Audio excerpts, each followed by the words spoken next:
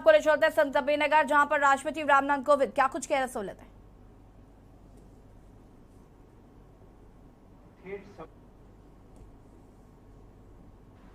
अब सब लोग जानते हैं, ऊंच नीच, जात पात और छुआछूत की तंद्रा में निमग्न जनता को झकझोर कर जगाने के लिए ऐसा करना जरूरी भी था, क्योंकि जागृत व्यक्ति ही समाज का कल्याण कर सकता है।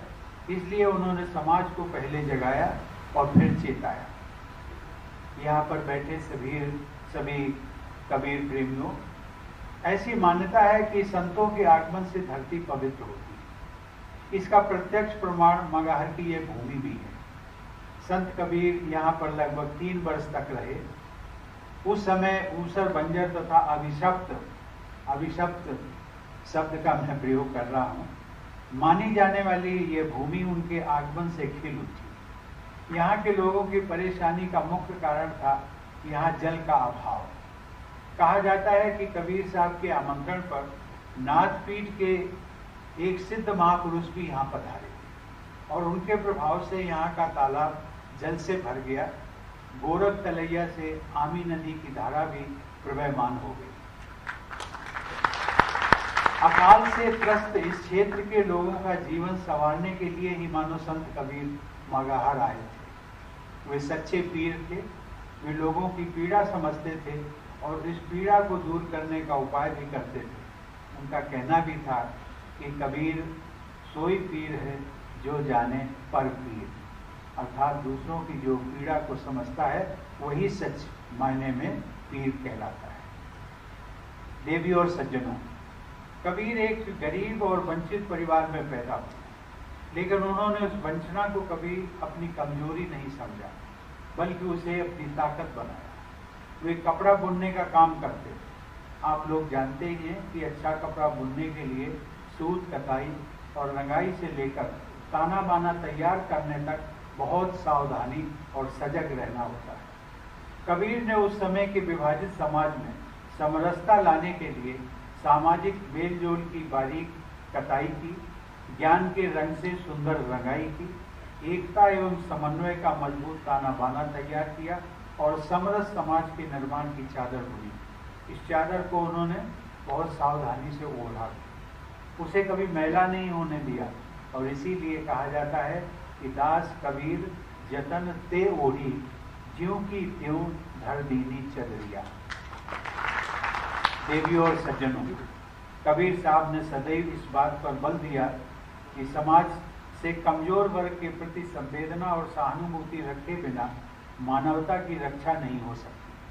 असहाय लोगों की सहायता किए बिना समाज में समरसता नहीं आ सकती। मनुष्य मात्र से प्रेम ही सच्चा मानव धर्म होता है। और वो कहते भी थे कि जेई घट प्रेम न संचरे, सो घट जान मसान। उनका पूरा जीवन मानव धर्म का श्रेष्ठतम उदाहरण है। उनके जीवन में भी सांप्रदायिक एकता का संदेश छिपा था। आज एक ही परिसर में कबीर की समाधि और मजार बनी हुई है। सांप्रदायिक एकता की ऐसी मिसाल दुर्लभ है।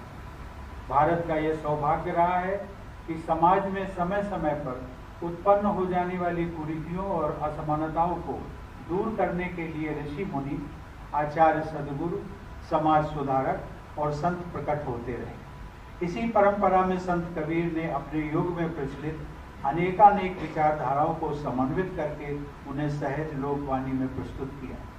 हमारे समाज ने उनकी वाणी और शिक्षा को दिल से स्वीकार किया। यह देश हमेशा ही अपने में सुधार के लिए तत्पर रहा है। इसी कारण जब दुनिया की अनेक बड़ी बड़ी सभ्यताओं का नामो निशान मिट गया, तब हमारा भारतवर्ष हजारों वर्ष की अटूट विरासत को लेकर आज भी अपने पांव पर मजबूती से खड़ा है।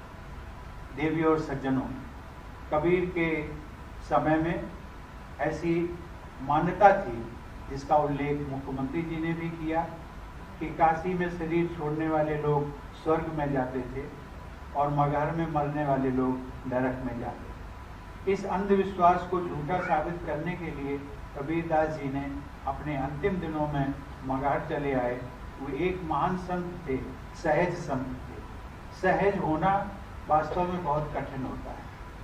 आसक्ति आसानी से नहीं छूटती।